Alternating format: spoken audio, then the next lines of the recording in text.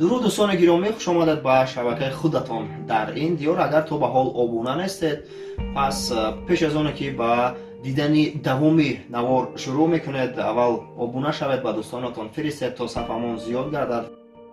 اصلا وقتی که شما این کتاب رو مطالعه میکنید، نه اینکه در وجود شما خواب پیدا میشود، چون که بعضی ها میگویند وقتی که کتاب رو میخونیم خوابمون بیشتر میشود. نه، این گونه نیست، بلکه وقتی که شما این کتاب رو مطالعه میکنید، همون خوبی که وجود شما رو فرا گرفته است همون فراموش میشود، گم میشود و شما رو این کتاب به اندیشه کردن وادار میکند. این کتاب از آن دیل کارنگی با نام چطور تشویش و هیجان رو پشت سر کنیم تو حیاتمون آرام و شاد گذرد. این کتاب عبارت از همگی از 164 صفحه و قریب چند باب دارد.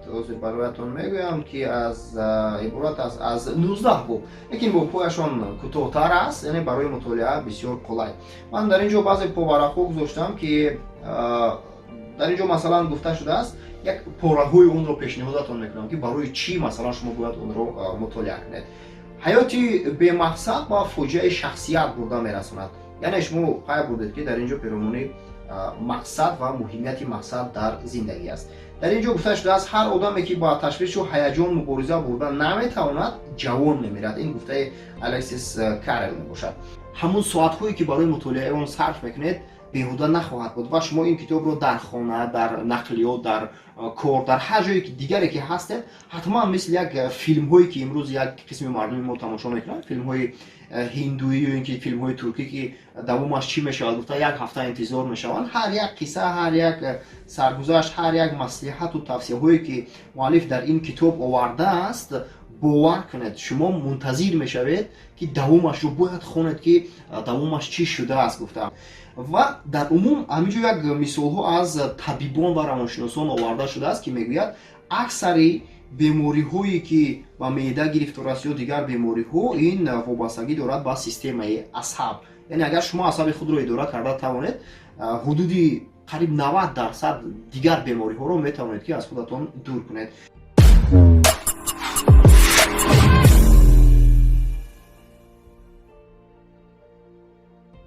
آدمی که عادتی با تشویش و اضطراب گرفتار شدن رو دارد باید خود رو در کار غرق سازد، وگرنه از غم و غصه گفته است که آب و ادا می شود. و همین گونه چند توصیه های بسیار عالی هم است.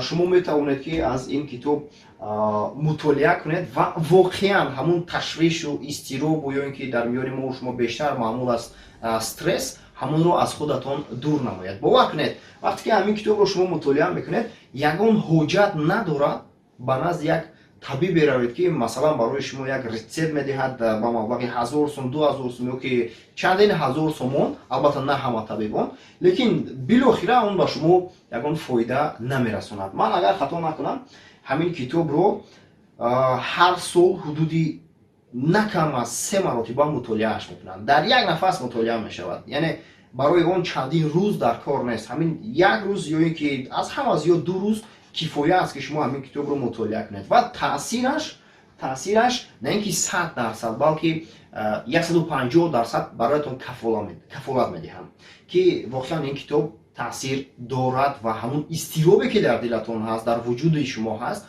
اون رو میتوانید که از خودتان بعد مطالعه کردن همین کتاب رفع نمایید. باور کنید بعضی چیزهایی هستند که واقعا انسان رو به اندیشه وادار میکند که چرا از بحر هر یک میده چیده ما خود رو با استرس، با اضطراب گرفتار میکنیم. این کتاب رو میتوانید از مغازه‌های شهر دوشنبه با شکل تاجیکیش رو نمیدونم، لیکن با شکل روسی و انگلیسی حتما هست دسترس کنید. اونهایی که میخوان با زبان تاجیکی این کتاب رو مطالعه کنند، همین کتاب در دست من هست. من البته در صفحه فیسبوکی من نویسید چگونه این کتاب رو میتوانید دسترس کردن، من حتما اون رو برایتان برای مطالعه کردن و البته برگردانیدن من این رو میتونم که با شما بدهم. هر زمان دوستان گرامی یک نیت دیگری خالص نیز ما داریم که همین کتاب رو با شکل اودیویی در همین شبکه در این دیار پیشنهاد شما میکنم. خصوصا بعد از همین نوار شما یک قسم اول سرآغاز یا اینکه سرسخن این کتاب رو میتونید که شنوید شکل اودیوییش رو. اگر برایتون پسند آمد بسیار خواهش میکنم در شرح بنویسید که ما همین کار رو دوام بدهیم یا اینکه نه. اگر اکثریت ба қавли плюс гузоштанд ё ин ки ҳа гуфтанд, пас ман ҳатман ин китобро шояд ҳар ҳафта ва умуман вобаста ба вақт, албатта на кам аз 2 ҳафта як маротиба ҳар як бобашро аудиоӣ мекунам, дар канали худ мегузорам ва албатта ин бар ивази он аз касе маблағ ситонида намешавад, аз касе андози гӯш карданро супор намегӯем. Мо фақат гӯш кунед ва мақсад кӯмак кардан ба ҳамдигар барои рушди ҳамдигар аст.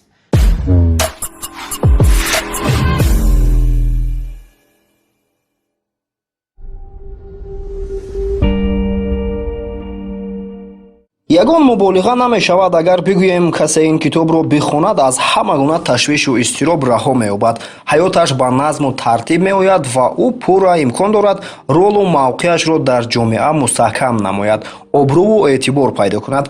боз ин китоб шахсро орому мулоим месозад, зиндагиро барои ӯ ширину осон мекунад ва ӯ ба дигарон халал нарасонида, балки нафъ бахшида умр ба сар хоҳад бурд. ин китоб муҳаббатро афзун, меҳрубониро фаровон ва садоқату инсондӯстиро тақвият мебахшад, бухлу ҳасад ва ғазабу нафратро берун меронад. ҳеҷ кас дар ин дунё ҷовидонӣ нест. мо ҳамагӣ чанд даҳсола дар ин олами пир меҳмонем ва чӣ бояд кард ки ин муддатро сазовору арзанда пушти сар кунем? Ягон лаҳзаро аз ин соатҳо ва рӯзҳои қиматбаҳо беҳуда нагузаронем. Доимо андешаҳои бузург ва дилбастагиҳои ҳақиқӣ дошта бошем.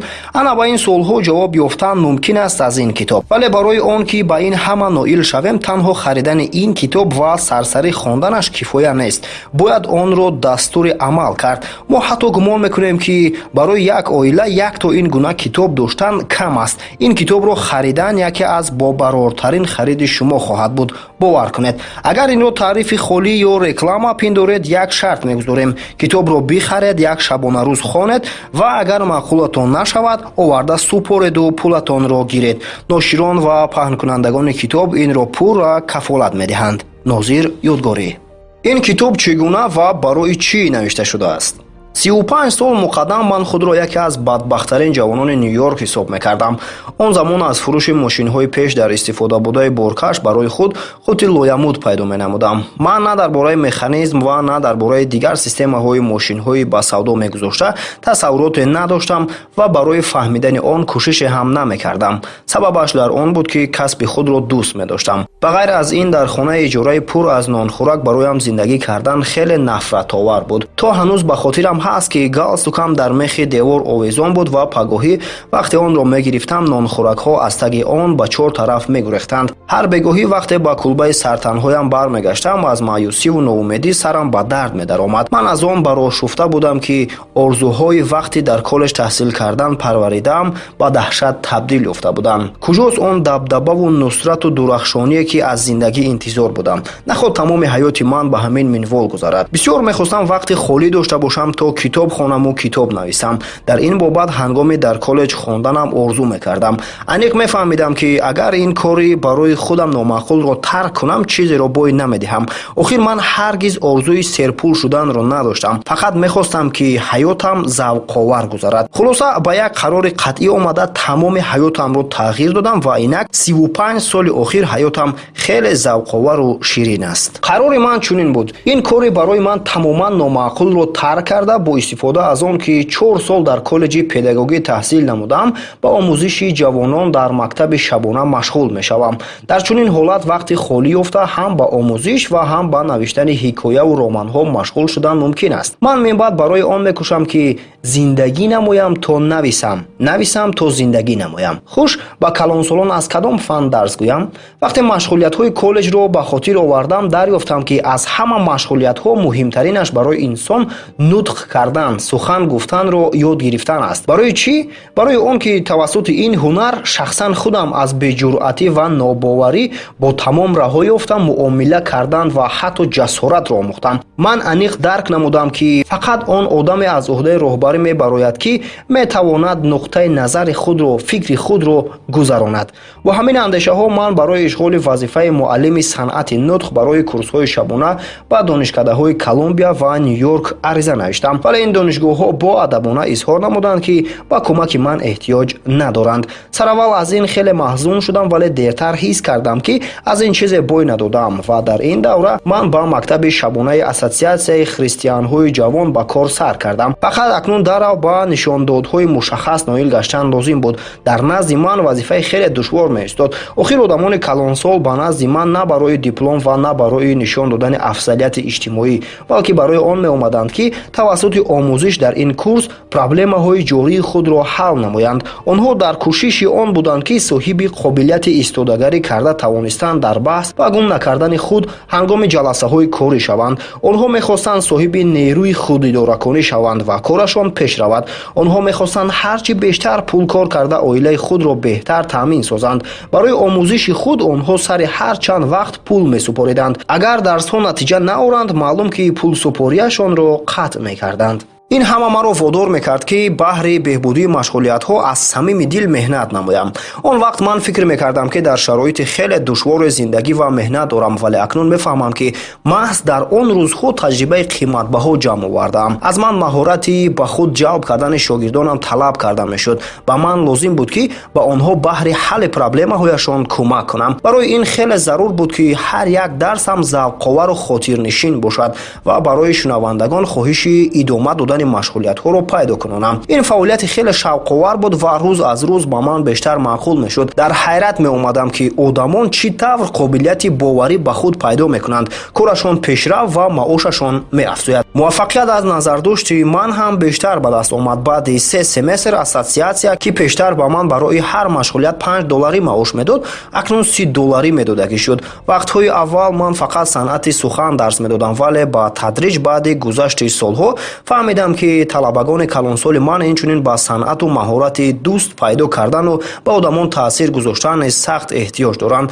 аз сабаби он ки дар ин бобат адабиёти даркорӣ пайдо карда натавонистам, лозим донистам ки худам дар бобати муносибати байни ҳамдигарии инсон китоб нависам. вале ин китоб аз рӯи методи маълум навишта нашуда, балки дар асоси таҷрибаи ҳаётии шунавандагони калонсоли ман ба вуҷуд омадааст. ман онро чӣ тавр метавон дӯст пайдо кард ва ба одамон таъсир расонд ном гузоштам. новобаста ба он ки ин китоб фақат чун воситаи таълимии таълиф ёфта буд, вале баробари 4 китоби дигарам хеле зиёд нашру паҳн шуд. солҳо мегузаштанд ва ман фаҳмидам ки яке аз проблемаҳои муҳимтарини шунавандагон ин изтиробу ташвиш аст. қисмати зиёди шунавандагони ман одамони касбу кори гуногун буданд ва ҳар кадом як проблемае доштанд. ба машғулиятҳо занҳо хизматчиён ва соҳибхоназанҳо низ меомаданд. онҳо низ проблемаҳои худро доштанд. худ аз худ маълум ки дар бобати чӣ тавр ҳаяҷону ташвишро пушти сар кардан ҳам адабиёт лозим буд ва ман ба ҷустуҷӯ пардохтам. сараввал ба китобхонаи марказии Нью-Йорк рафтам ва ҳайратовар буд ки дар каталоги ташвиш ҳамагӣ 22 китоб сабт ёфта буд. ҳолон ки дар каталоги ҳамсоя кирмҳо дар забони англисӣ ташвиш вори ва кирм вон ном доранд ва аз ҷиҳати алифбо ҳамсояанд. 189 китоб сабт ёфта буд. албатта ин ҳайратовар аст. ҳамин тавр не? охир ташвиш яке аз проблемаҳои хеле муҳими инсоният аст ва хуб мешавад ки дар тамоми мактабҳои миёна ва коллеҷҳо курси чӣ тавр ҳаяҷону ташвишро пушти сар кард таълим дода шавад. вале дар ин бобат ба ман муяссар нашуд ки ягон дастури таълимӣ ёбам. ҳақ ба ҷониби Дэвид Сибери аст ки дар китобаш чӣ тавр метавон ташвишу ҳаяҷонро пушти сар кард менависад. мо ба овони камолот он қадар нотайёр дохил мешавем ки ба шахси аз рӯи китоб орзуи рақоси балет шудан дошта монандем. хуш, ҳамаи ин чӣ натиҷаҳо меоранд? зиёда аз нисфи катҳои бемористонҳои мамлакатро онҳое ишғол намуданд ки аз илтиҳоби асабу ҳиссиёт ва бемориҳо мубтало гаштаанд. ман ҳамаи он 22 китоберо ки дар китобхонаи марказии Нью-Йорк маҳфузанд ва боз чандин китобҳои дигарро дар ин мавзӯъ ки дастрасам гаштаанд мутолиа намудам, вале ягон тои онҳо наметавонистанд ки чун дастури таълимӣ хизмат кунанд. аз ин ро қарор додам чунин китобро худам нависам. барои навиштани ин китоб 7 сол тайёрӣ дидам. чӣ гуна? нуқтаи назари файласуфони ҳамаи қарнҳоро оиди ҳаяҷону ташвиш мутолиа намудам.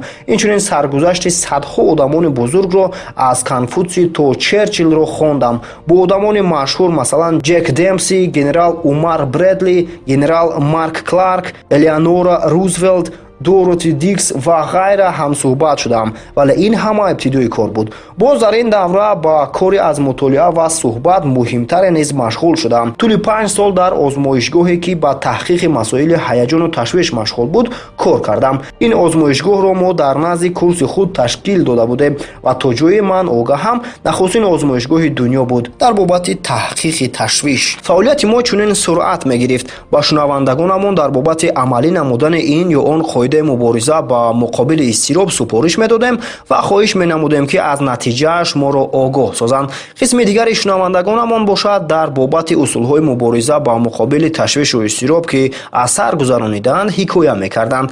Дар натиҷа ба гумонамон дар ин мавзӯъ дар дунё аз ҳама бештар ман нақлу ҳикоя шунидам. Ба ғайр аз ин мактубҳои зиёдеро ки дар ин мавзӯъ тавассути почта гирифтаам хондам. мо инчунин дар бобати ҳикояи беҳтарин дар мавзӯи пушти сар кардани ташвиш дар 70 шаҳрҳои Иёлоти Муттаҳидаи Амрико ва Канада озмун эълон намудем. Хулоси калом ин китоб худ аз худ пайдо шудааст. Дастури пурра илмӣ оид ба мубориза ба муқобили изтироб ҳам нест. Ман кӯшидам рисолаи мухтасари осонмутолиае иншо намоям дар асоси фактҳои мушаххас дар бораи он ки чӣ тавр одамони солору таҷрибадор ҳаяҷону ташвишро пушти сар намуданд. як чиз аниқ мебошад. ин китоб дастури амалист ва ҳар касе хоҳиш дошта бошад метавонад ки онро омӯзад. метавонам бо камоли боварӣ ба маълумотатон бирасонам ки дар китоби ман шумо ҳикояи бофташудаеро дар бораи ким кадом ҷаноби Б ё Мери ва Ҷон ки шахсияташон номаълум аст намеёбед. ин китоб маҷмӯи дастурҳоест ки асосу тасдиқ доранд. онҳо бо гузашти рӯзгор маълум гаштанд ва имконият медиҳанд ки ҳаёти мо аз ҳаяҷону ташвиш орӣ гардад. иҷозат диҳед боз аз як чизи дигар шуморо огоҳ созам. дар ин китоб шумо ягон тадбири наву ғайриоддиро намеёбед. ҳама онҳоеанд ки ба ҳама маъмуланд, вале мо фаромӯшашон кардаем ё ба ягон сабаби дигар дар кору бори ҳаррӯзаамон истифодаашон намебарем.